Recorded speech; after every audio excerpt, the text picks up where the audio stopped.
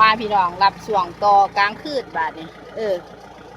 อันนั้นกะจอดไว้นั่นแหละแต่รถเฮาคือว่าแล้วมันไกลทางหลายมันไกลบอลเฮาเกี่ยวหลายเฮาก็ต้องขับเข้าไปนะคะพี่น้อง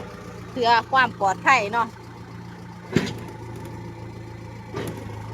เพื่อความปลอดภัยเนาะพี่น้องเนาะนั่นแหละ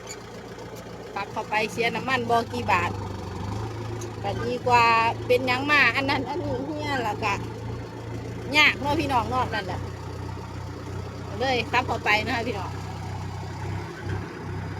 โอ้ยช่วงนี้เขาดอมันอังพี่น้องเพราะว่า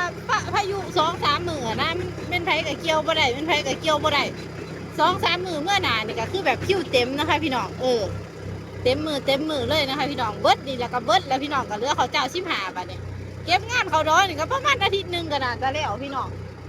ช่วงนี้ก็เต็มมือไปเลยนะคะพี่น้องช่วงนี้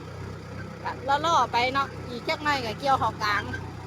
น่ะก็คือกข15นั่นแหละพี่น้องแล้วก็ต่อใส่กข6เลยสำหรับคลิปนี้ก็บ่มีอย่างไรพี่น้องลุยคือเก่า